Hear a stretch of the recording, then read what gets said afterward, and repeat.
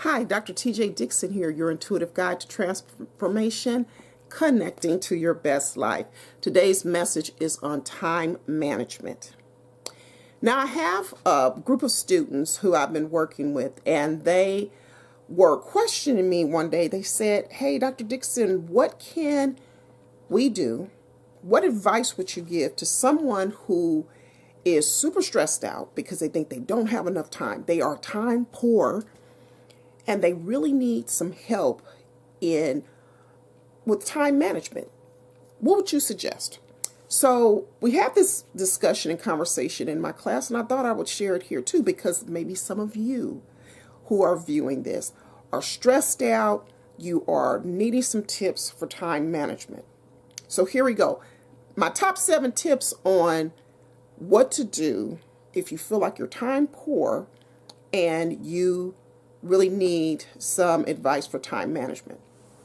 So number 1, very first thing I would say when it comes down to time management is, first of all, evaluate. Evaluate how you are spending your time. Take a look, how long are you scrolling through Facebook or Instagram or listening to YouTube videos? Although you can listen to YouTube videos and still get other things done while you're listening, but how much are you doing that? So take a look at how you're spending your time. How many TV shows are you watching? What are you doing if you're washing clothes and you have clothes in the dryer? What are you doing during the time the clothes are in the dryer? How are you spending your time? So take a look at all of that and evaluate it. Once you start evaluating and taking an inventory of where you spend your time, then look from there. What things can you start to say no to? So that's my second tip, is say no. Learn to say no. It is a very small word. It's 2 letters, N-O, no. And for a lot of us, especially people who are high achievers, people who like to get a lot of stuff done, people who take responsibility, people who are really friendly and like their friends, a lot of us have a tough time saying no. Why? Because we think we're going to disappoint somebody, or we're thinking we're letting people down. But sometimes we have to take care of ourselves first so that we don't crash and burn, because we're so burnt out and now we've let everybody down, including ourselves. And if we got to let somebody down, we should not be letting down ourselves. So learn to say no. So once you evaluate that time, maybe there's some things that you can say no to. Do you have to attend every single event for someone you love? Do you have to attend every single one? Do you have to, take as many exercise classes as you are taking? And I'm not saying not to exercise, because you certainly have to take care of yourself, but make sure you are evaluating. Is it more time efficient maybe for you if you're in school, for you to walk to class versus going to an hour-long class every day, 7 days a week at the gym? Or does it make more sense for you to walk to class some of those days? That way you can kind of save yourself some time. So look at saying no. Look at everything on your list and say no. And the example that I gave my students is that I really like to go out and support, particularly my nephews and nieces, in all of their events. But there's a lot of nephews and nieces. And sometimes I simply cannot make every single one of them, even though I would love to. But sometimes I just have to choose me, because maybe I'm feeling tired because I've had a really long week and I've been running from day to night all week, and this is my only day off. And so I just got to take the time for me to restore myself and restore my time and restore my health. So sometimes you just got to say no.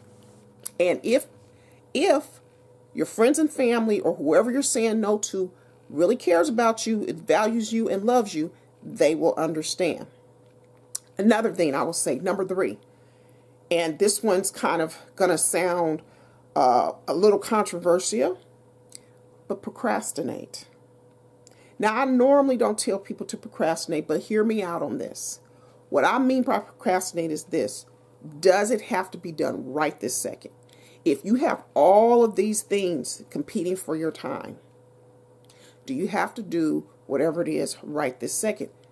For instance, with me, I really try to, I really, no, I don't try. I do stay on top of my email. I stay on top of my messages that I get, because sometimes I have people reaching out to me for services, or they have a question, or they need something. And so I stay on top of my email and I stay on top of my messages. But there are times when I say, you know what? It is not the best time for me to check my email right now. I'm not going to check it right now. I'm going to check it at 5 o'clock. I'm going to check it later in the day. I'm going to check it today, but I'm not going to check it right now, because it's just not good for my time management to be checking it right now. So sometimes you need to put things off until later for a more appropriate time to do them. I don't mean I don't mean the type of procrastination where there's people who just don't, they're just not going to get stuff done because they keep pushing off and pushing off and pushing it off. No, I mean, give yourself a break. Stop stressing yourself out. If you got 3 things to do, see what can be pushed off to later so you can at least focus on one and then get to the other and then get to the other. So sometimes it is good to procrastinate. Another one I will say is look at your planning, because that procrastination kind of goes into into planning. What are you planning to do? What did you intend to do today? And plan that out. Sometimes I might have 10 things on my list that I really need to get done, and they're not things that maybe will take a whole lot of time. But sometimes when I see that many things on my list and I know it's pretty important for me to get them done all that day, what I will do is I will number them. And so I will plan it out. Maybe not so much. Some people are really good and they can plan the exact time they're going to do it. But I don't necessarily get into that level of detail, because that just doesn't work for me. That puts more stress on me. But other people, they're really good about even putting in the time. So do whatever works for you. But there are times even when I put when I'm going to do something. Like, for instance, I'll go back to my class. There are certain things that I do before I have my first lecture of the day with my students. There are things that I will do during my morning lab. There are things I'll do in the afternoon lab. And there's things I'm going to do that I'm going to take with me to do as part of my planning and prepping for the next week. So that's kind of how I kind of break down all the various tasks and multitude of things I have to do even behind the scenes in order for me to have a successful class. But I do that also with my personal life. I have a to-do list that I keep every day, and there's certain things that I want to get done every day. I usually like to have a plan of at least 3 things that I'm going to do that I call tasks per day. So that way I whittle down and make sure I get everything done. So look at planning. Some people like to use planners, those paper planners. Some people have it in their phone. Some people just simply make lists. Do whatever works for you, but plan out your time. And I mentioned this, and I'm not even sure what number I'm on. I think I'm on number 5, which is prep. Prep. So I talked about prep because I also teach Bachelor's of Fine Arts students, but not just prep for if like a professor would prep or an instructor would prep, but I also mean prep in your life. Some people food prep. I do a certain amount of food prep because I know there's going to be a certain items that are going to be consumed daily. And I will get, like, for instance, if we're going to have boiled eggs during the week and we're going to take them with us, then I'll boil all the eggs on Sunday. That way they're all ready for the week and I could just throw them in a bag as a go. I've had other people who talked about they will meal prep, and they will meal prep for the entire week to make sure that they have their meals ready for the entire week because they are so busy with their work and they're going from job to job. So they have all their meals prepped up in the container so they can just put them in the bag and then go. So prep, whatever that looks like. Some people prep their clothes for the week. I know for me, I knew last week, for instance, that I was going to have 3 incredibly busy days. And so what I did is I prepped up what I was going to wear for those 3 super busy days. So that way, if I got home and I was super busy, I was trying to cook, take care of the dogs, as you could hear one of the dogs barking in the background, then I knew that I already had that, at least that piece done, so I didn't have to worry about it. So prep as much as you can to get you ready for the week. If you are a parent, I used to prep my children's clothes and have them hanging on hangers so that way in the morning, if we were ready to go, here's your outfit, get it on, let's go, let's get out for school. I'd have lunches prepped up, that kind of thing. So do what works for you with that. Okay, hopefully I'm on my right numbers here, because I'm going to number 6, which is going to be ask for help. Make sure you are asking for help. A lot of us have this pride thing, this ego thing. We were taught that we have to be independent. Sometimes we just need help. And there's nothing wrong with asking for help. If you need help with something, ask. Get the help. Maybe you might say, well, I don't know anybody who can help me. Maybe you live somewhere where you're the only person that you really know. You're new to the area. Well, you know what? There's services out there, though, too. Ask for help. Or ask for recommendations. Get on Facebook. Say, hey, I need some help with this. Who can you recommend? See what people come back with. Because typically, we are not an island unto ourselves. Typically, we do need some help. And yeah, there are some people that they're just that gifted and that wonderful and they can do it all themselves. But how much stress are you putting yourself under? What are you doing right now? You can do it for yourself, but it takes you way longer than if you just were to get somebody to do it for you. Where can you free your time up? And now I'm talking about it even from a business standpoint. Yeah, I'm talking to you. You're probably listening to this for personal reasons, but even from a business standpoint, if a business owner really wants their business to grow, they've got to get out there and start hiring people who can do some of the tasks required to run a successful business so they can free their time up to do what they do best.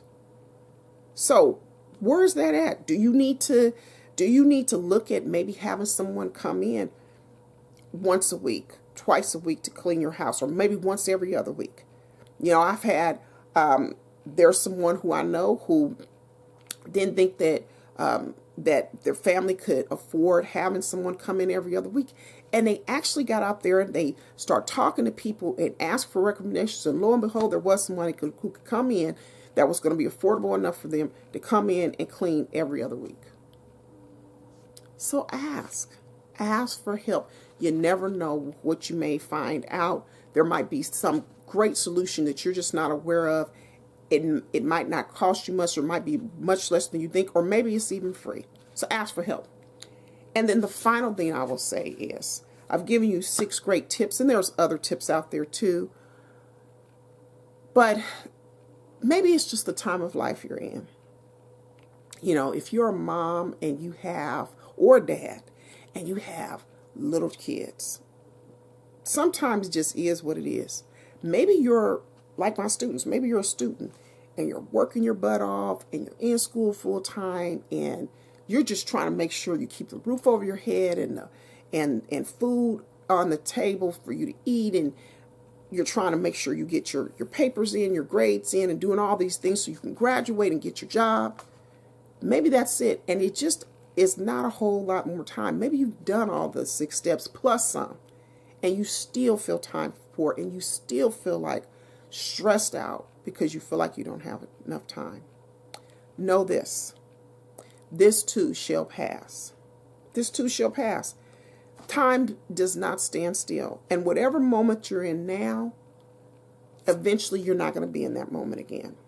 I remember being, when I was a college student and being in college, and my goodness, my time. Even when I went and got my doctorate for a year, I had my Saturdays were just studying. From morning, I got up like I was going to work. From morning to night, I already knew, and I was going to be studying, and I was going to work, and it was highly concentrated. Wasn't a whole lot of fun during those times, but I knew that time was going to pass. I knew the time was going to pass. Having little kids, children are not little forever. When you're in school, you're not in school forever. So whatever's going on, maybe you're taking care of a sick parent, or there's a sick loved one that you're dealing with. This too shall pass.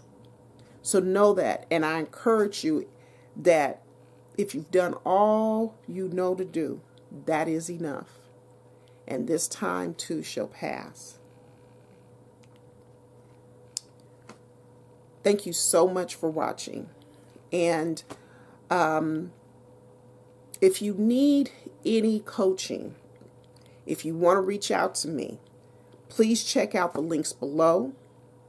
I would love to coach you one-on-one about your time management. If you're feeling like, you know, this video is great, but I need a little bit more, contact me in the links below. Keep taking care of yourselves. And again, know this too shall pass. But also, if there's some tips that I gave you here with time management, implement them. Why? So that you can live your best life. Have a wonderful day and see you in the next video. Bye for now.